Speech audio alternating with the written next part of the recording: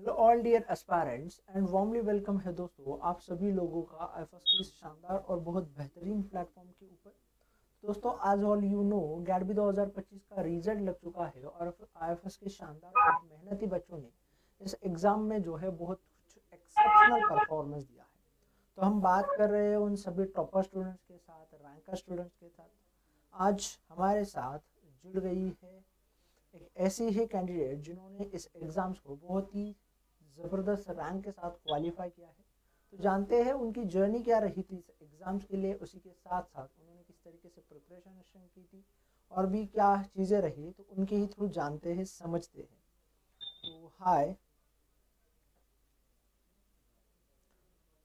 हाँ क्या। Hello sir. थोड़ा अपने बारे में इंट्रोड्यूस कीजिए हमें।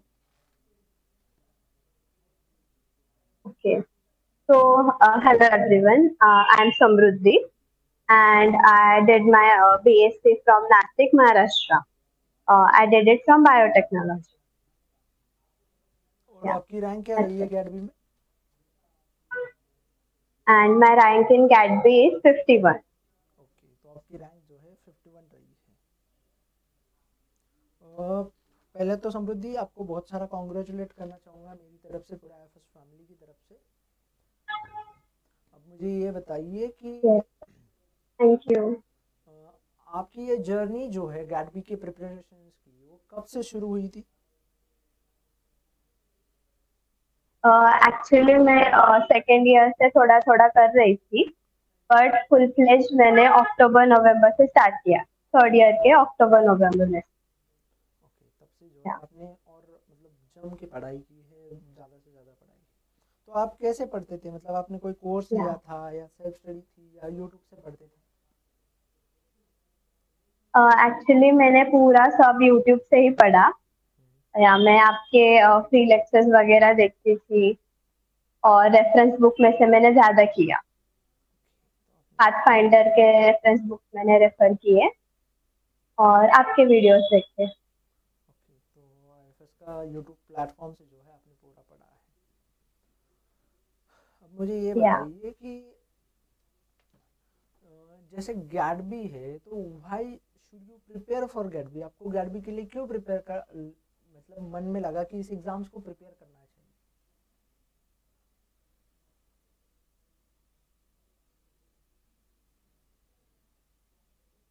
Sir, you are not Audible.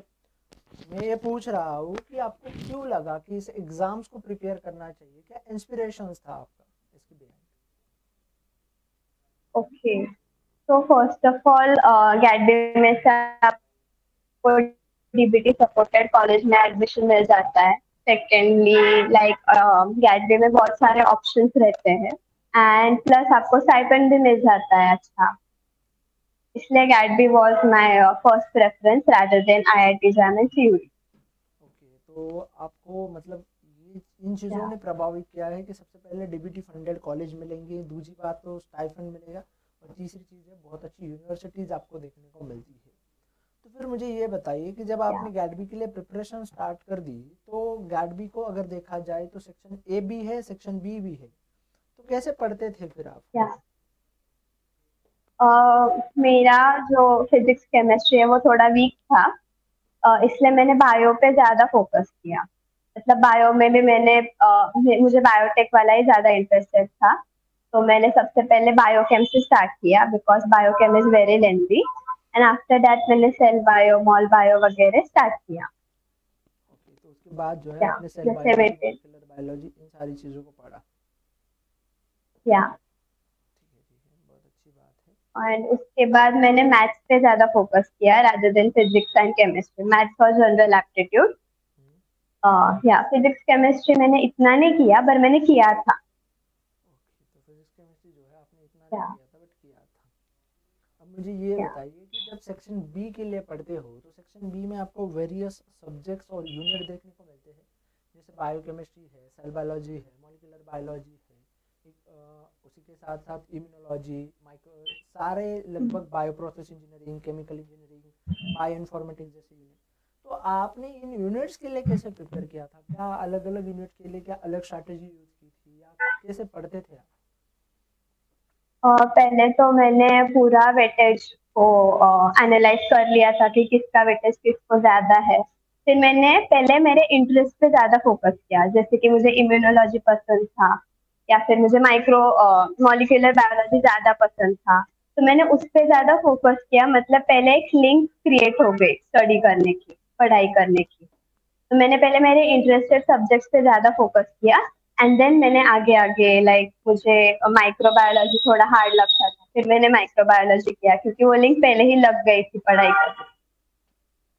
Okay. या अब मुझे ये बताइए कि जैसे आपने इंटरेस्टिंग की बात की, तो वो कौन से यूनिट जो थे या कौन से सब्जेक्ट्स ऐसे थे जो आपको इंटरेस्टिंग लगते थे? मुझे मॉलिक्यूलर बायोलॉजी बहुत पसंद था, हम्म, एंड बायोकेम भी मुझे पसंद था। बायोकेम पसंद था, मॉल बायो, फिर जेनेटिक्स भी पसंद था, और इम्यूनो, ये चार मुझे पसंद थे ज्यादा। ओके, तो मॉलिक्यूलर बायोलॉजी, हाँ, इम्यूनोलॉजी, ये यूनिट जो है आपको पसंद है। अब मुझे ये बताओ यस। दोस्त कि इन यूनिट्स के पीछे कोई रीज़न है, मतलब ये इंटरेस्टिंग लगते हैं, आपको पसंद है? हाँ, इम्यूनोलॉजी तो सबसे पहले वो बहुत आपको नॉलेज देता है कि डे टू डे लाइफ में like how immunity connects with you, how much immunity is important to you. और फिर वो ऐसे छोटे छोटे पॉइंट्स हम ऐसे कनेक्ट कर पाते हैं अपने बॉडी से, इसलिए मुझे इम्यूनो पसंद था। मॉलिक्यूलर बायोलॉजी में मुझे पहले से इंटरेस्ट था, लाइक मुझे एसवाई से ही वो बहुत पसंद था मॉलिक्यूलर बायोलॉजी। और बायोकेमिस्ट्री में भी वो ग्लाइकोलाइसिस वगैरह मैंने उससे स्टार्ट किया था, वो भी लाइक हो गया था मेरा स्टार्टिंग में ही।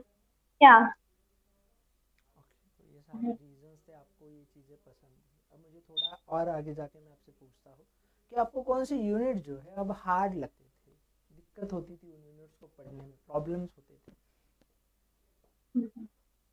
मुझे माइक्रोबायोलॉजी बहुत हार्ड लगता था, क्योंकि वो पूरा एंटीबायोटिक्स के नाम, फिर डिसीजेस के नाम, माइक्रो ऑर्गेनिजम्स के नाम। तो मैंने किया तो बहुत ज्यादा किया था, बट वो हार्ड ही था मेरे लिए। ओके।